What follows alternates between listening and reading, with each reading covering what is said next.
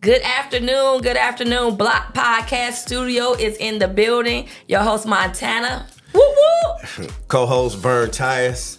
All right. So we're going to start announcements on what's going on for the month of September, October, and a little bit November. All right. So BBLOTT Business Training Program has started as of last Sunday. We had in the program. We had a lot of attenders. I was surprised how many people are attending. They really want to get their business put together correctly. They want to be educated and they want to run their business successfully. So it started on September the 22nd at 1:30. That class ran from 1:30 to 4:30 on that day. It is not too late to get into the class. This Sunday is the last Sunday to get in. So that'd be late registration. So if you come on this Sunday coming up at 1:30, that's what time the program will be starting. We are located at 503 East 200th Street. We're in Suite 103 in Euclid, Ohio. So if you give me a call at 216-978-0386, I can put you in that course to get your business up and going. Or you can just sit in on the class, see if it's for you. If you like it, you're definitely welcome to come in and sit in on the class. All right. Group home training was last Saturday. So if you missed the group home training, there will be another one coming up October the 5th and October 19th. Definitely you need both of those programs to be a part or get your certificates to help you open up your group home. It's going to be with Ms. Doris Jacobs, and the time for the class starting is going to be 11 a.m. to 5 p.m. on both classes. So if you're interested in coming to group home training classes, contact me at 216-978-0386. Again, the training program is going to be October the 5th and the 19th from 11 o'clock a.m. to 5 p.m. All right, getting down to the next announcement. National Congress of Black Women will be hosting a financial wealth paradigm mini-series. October the 12th is when it's going to be starting. So if you want to learn about finance or getting your finances together personally, they're going to be having a mini-series starting up on those October 20th. If you want more information on that, which I'm going to give you more information probably next week because I have the dates, the times, where the location is going to be, and everything that will be learned, give me a call again at the same number, 216-978-0386.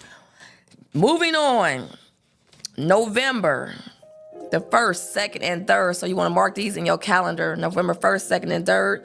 The Wealth Paradigm is back in the building. Having a financial health and wellness seminar. If your finances is sick and you don't know when you're gonna get paid, or you living by paycheck to paycheck and you getting sick and tired of your finances just being at a stagnated pace, come to the Wealth Paradigm seminar/workshop. We're gonna have a bunch of information to hand out. We're gonna be doing a couple of workshops, and pretty much we're gonna have spectacular speakers that's gonna be at this health and wellness seminar. So basically, health and wellness, I'm just put something I put together, is the ability to manage expenses. So if you have some expenses that you just can't manage and you're trying to figure some stuff out, come to this seminar. So you want to prepare, and you want to recover, you want to get your finances right, you want to get your credit right, you want to build wealth, you want to get out of economic hardship. Come to this seminar November the 1st, 2nd, and 3rd. So next week, we're going to have the flyer ready. We're going to start posting it on our Facebook page. And basically, just talk to us, 216-978-0386. Our tickets will be available come next week. And basically, let's turn to Vernon so he can give us some more information. I know that real estate is going to be a part of it, getting the correct insurance policies. So some people have insurance policies they just getting it. They don't understand it. They just got it. I got a policy, Montana. I don't know what I got. I don't know what it is. Or I got a term policy. I'm good, but you might not be good. Or I got a whole life policy. Do I need anything else to secure my family's future, to secure my business? What do I need? So that's why this health and wellness seminar is very, very important, because we're going to say y'all going to come with some illnesses for your finances, and then we might have the answers to help you with that. We're also going to have a special speaker that's going to be talking about estate and trust. So is it estate planning and trust planning? So basically, you want to be at the seminar. If you have questions, we're going to have a panel board so you can ask questions at this seminar and basically building wealth. So All Mr. Vernon. So let's talk about this wealth paradigm thing first. All right. So there's going to be two different events, and it's going to have a wealth paradigm spin on it. And my idea of the wealth paradigm is exploiting those three vehicles that give you exponential growth in your financial life. And that is, one is life insurance, two is real estate, and three is business ownership. And when we say business ownership, we're not just talking about just owning an LLC. We start talking about owning and designing different entities, whether it's a nonprofit, even though you don't own a nonprofit, but you own it in spirit. A nonprofit, the LLC, corporation, trust, all of these other entities that you put together that hold assets or that you can maneuver assets with. So that's the three-headed monster that we're talking about. So now the personal finance, which is the pedestal of the whole thing, is like what Montana said, is getting your personal finance in front of you. Okay, now we're not the type of people or the financial coaches that will sit here and create a budget and tell you what you can't spend. But because we have the ingenuity and we attract the people that have the ingenuity to be business owners and own their own money, then what we're telling you is that you got to make enough money to keep up with that lifestyle that you want. We want to put everything in front of you. So there will be a financial literacy course first. Then we're going over into how to own a business, whether it's estate planning for estate planning purposes or making money right now. And then we're going into estate planning using the proper product. And the reason why we're going to do this is because too many people are buying products instead of having a strategy first to align the products, whether it's insurance, annuities, investments, real estate, anything, right? You just don't get out here and jump out here and just start buying stuff. You got to put your roadmap together first. And that's what you're going to get a dose of when you come to this wealth paradigm situation. Right. So also, last but not least on the totem is if you are looking at us right now and you say, well, I really want to come to the classes. I can't come to the classes, and maybe you want to have a private sit down with us, a private coaching with us.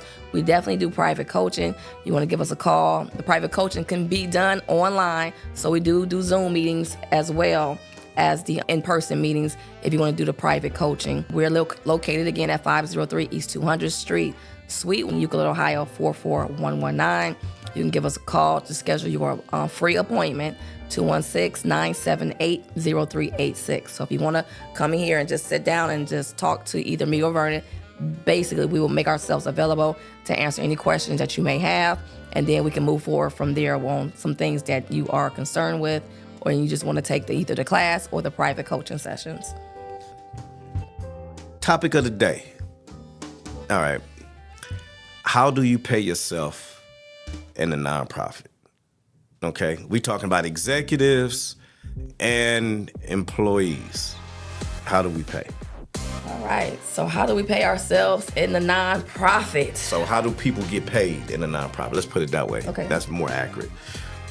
So let's start it off by, first of all, is the nonprofit already up and running, or the nonprofit ain't up and running? Like we starting from beginning to end?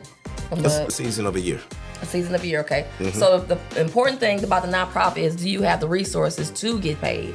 So the thing is, if you have the resources to pay yourself, and basically you sit with your board of directors and you come up with a plan to say, hey, this is what your income or your salary is going to be, because the board has to get it approved, right? Mm-hmm. And then basically how you're paying yourself, the treasurer or whoever is controlling the money or the assets, they're going to be in control of writing and keeping a track of the money that's coming in or going out. So you're paying yourself, or they're paying you actually a check. You take your check to your bank and you cash like you would work for any other corporation. And why is my glasses so blurry? I can't see nothing. But yeah, you're going to take your check that you got paid from the corporation. Now remember, this is not your corporation. So you have to depend on your board of directors that pretty much is that you trust, that's making these financial decisions in the name of the corporation. So basically, this is the steps that you're going to take. So when you take these steps, and then now you're paying yourself, not you're paying yourself, but you're getting paid from the business. Take your money and then cash it into your account. That's how you're getting paid out of your corporation. Okay. So someone asked the question, my nine, or the nonprofit that was founded by such and such. We're providing services, whether it's for mental health, they might be doing assessments, psych assessments and stuff like that. So how do they determine how much they're getting paid? All right, so basically how to determine is the competitive salaries that's basically the business are doing. So if you are a secretary and then you're looking at other secretaries, like what is the wages? So you got to do your research and find out on this particular job or whatever job somebody is doing, you find out how much that position pays. And then that's how you determine that if you want to pay the exact same amount or you want to go into paying a little bit more, because they might do a little bit more.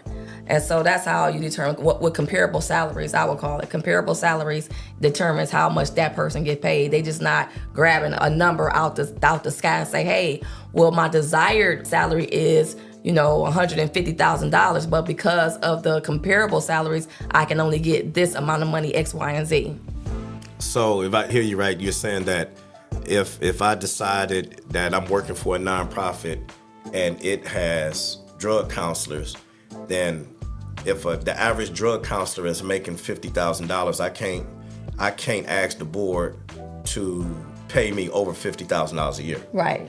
Okay. Right. And the same way, if we did psych assessments with a psychologist, the psychologist can get paid more than what's comparable out there in the market. Exactly. All right. Exactly. And that is so important, is because we have a lot of people. We did have an influx of nonprofits, mainly because of BBLOTT, that had been formed in a lot of, in the Northeast Ohio area.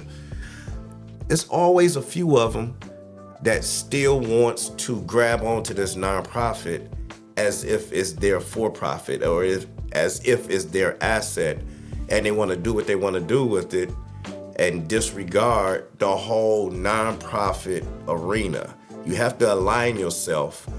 It's because as a nonprofit, you just took on a bigger job, and that is to influence and convince the public that you out here for a public service purpose. You see what I'm saying? Right. And when you start looking greedy, and I'm saying, I always say nonprofits should be aggressive, but when you start looking greedy and just biting off more than what should be expected or what's comparable to the industry, then you start looking different.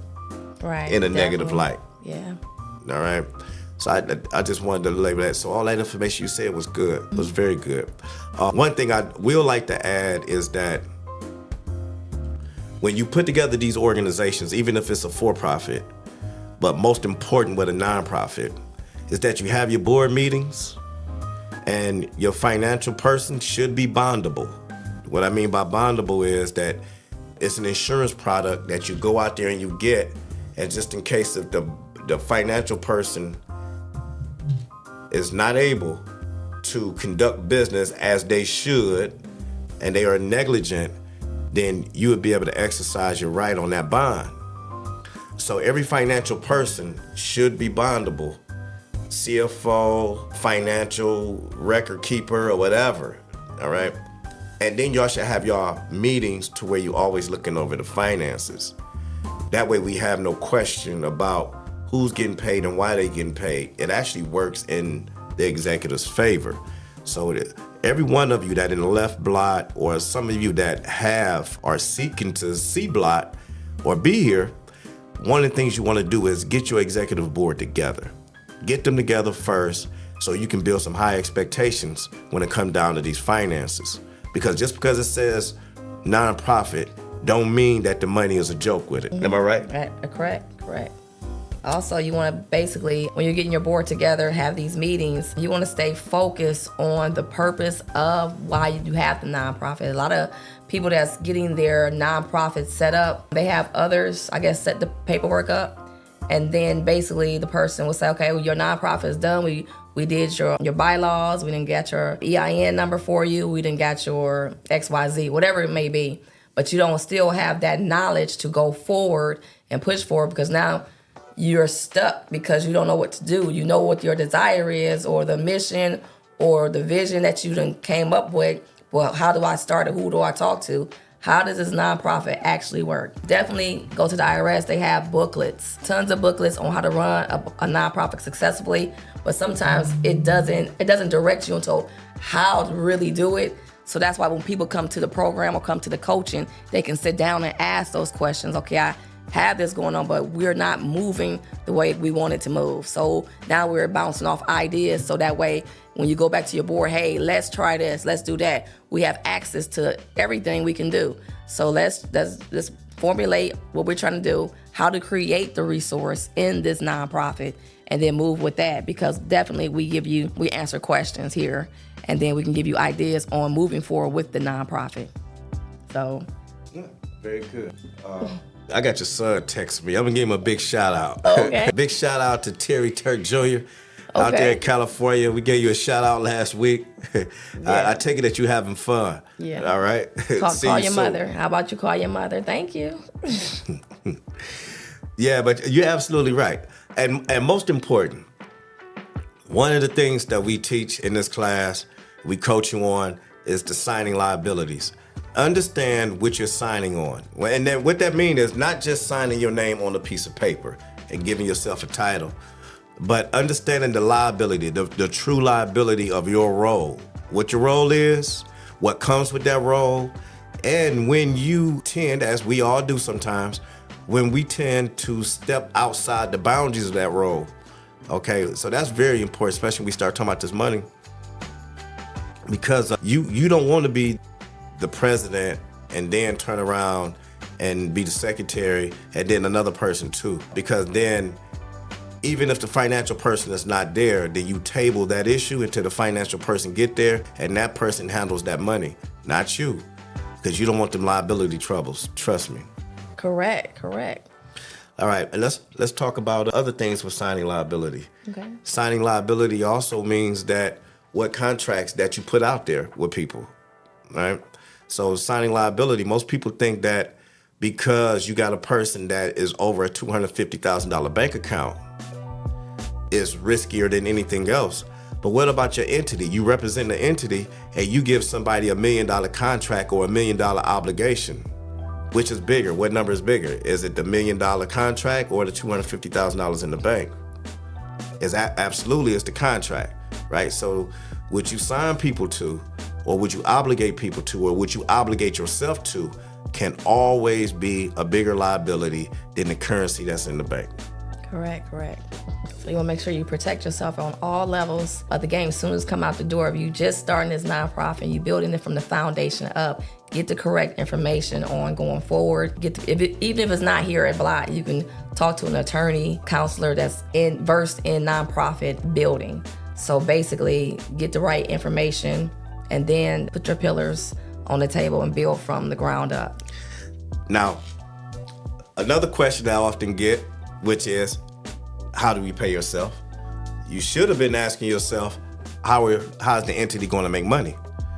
Okay, so that is probably the most popular question not asked. It always comes after the fact, okay? So the way you make your money is you go out, you do fundraisers. Before you can do fundraisers, you got to come up with your missions, right? Right. And you create a committee for every mission. For every mission that you have out there, you create a committee. And those committees should be coming up with money-making situations all the time. They should always be coming up with money-making situations, all right? And then you plan it out accordingly, right? So you're providing services for the community. You're providing fundraisers for the community. You out here having fun in the community, uplifting the community, and all of those things can yield a revenue for the entity, and you don't have to do it for free all the time. Right. And also when you're coming up with your committees, make sure that if you come up with a committee, make sure the person has time, and then that's one of their passions that they want to do, because some people can be in a committee and it don't have the passion, then that committee will just, fold because they're not coming up with new ideas. You want somebody that has vision, that can see things like run with the mission of the nonprofit, that's on board, that's saying, hey, I see your vision. I see what you're trying to do. I want to partner with you. Let's run together and commit to this thing. And basically anything is possible. So you want somebody that's on the same board you're on and have the same like-mindedness that you have. So what you're saying is, if somebody is on a committee where it's health and wellness. Okay. So if they're on a committee with health and wellness, then it shouldn't be a person that is not health conscious, that's out there eating a bunch of junk food, drinking every day, right, and all that type of stuff. Exactly. I get it. Yeah. And if it's somebody that is trying to commit themselves to the financial committee or the financial literacy committee, it shouldn't be a person that is not conscious of their finances and not willing to be conscious of their finances, right? Right, exactly. They should have some type of financial background. Exactly, okay. Definitely. Or have the will to learn about financial literacy, correct? Definitely. Gotcha. So y'all have it. So don't be putting out these committees just so you can just have fun. Make it purposeful. Make it purposeful. Definitely make it purposeful. Right. So. Yep. So. And remember, it's not just about fundraisings and all that stuff. You got other things that you can do. You got corporate sponsorship. So if you got people that can go out and talk to private corporations, especially the ones that's 500, the top 500, the top 100, the S&P, if you got that in your city and it's local, like we have Progressive, we got Rockwell, we got a few of them.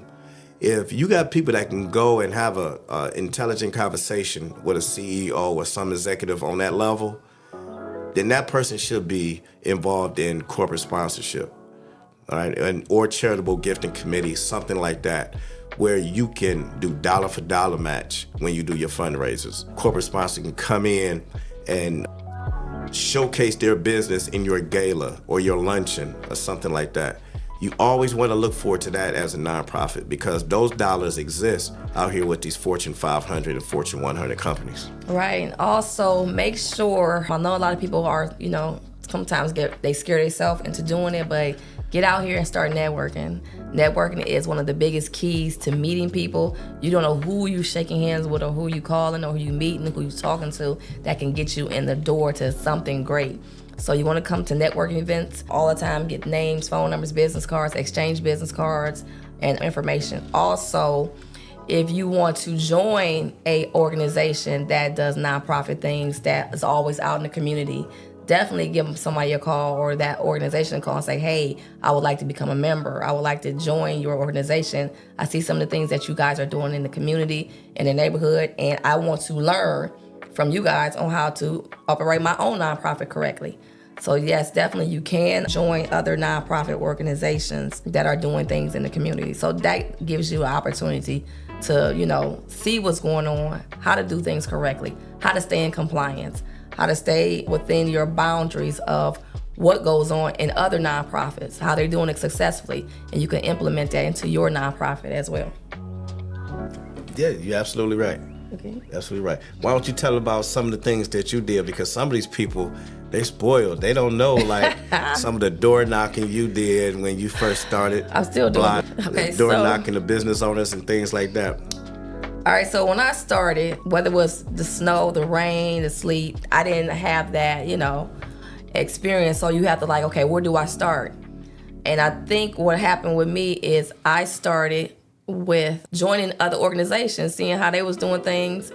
And I remember I had a broken ankle at one time, and I was going around passing out flyers with crutches. And it was hard because it was very painful for me. But just getting it out, getting the message out, trying to do my own marketing, trying to see what's going on. Then when I got with a team of people and say, hey, this is how we're doing it. We're a team, so we're working together now. You won't have to do this by yourself. We're going to help you. And I'm like, what? So a lot of people that might have that opportunity, they kind of pull back because hey, you're not getting into my nonprofit. This is mine.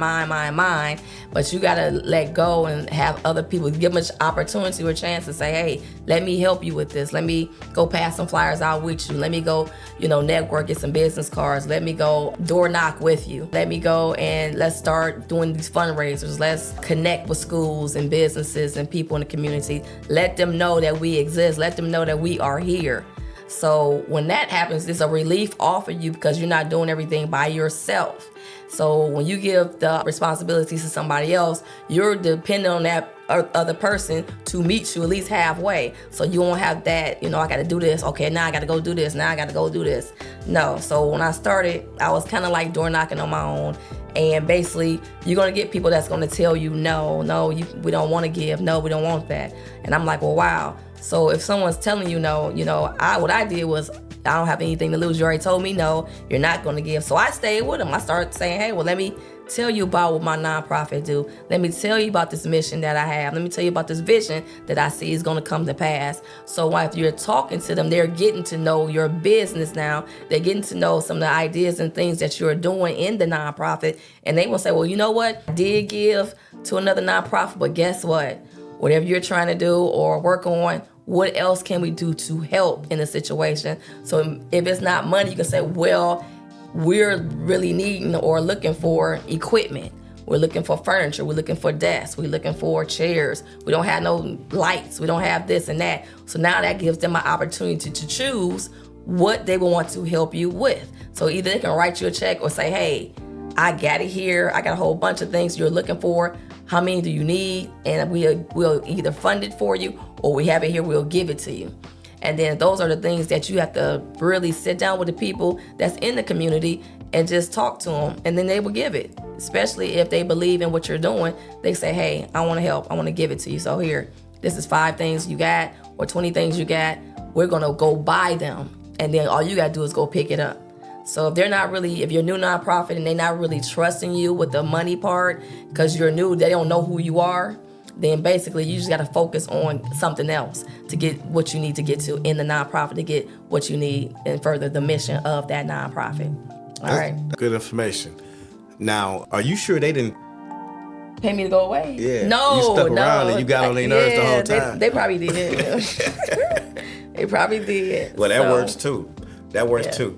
Let's go back to, let's recap what's coming up, the agendas for the next couple of weeks. Okay.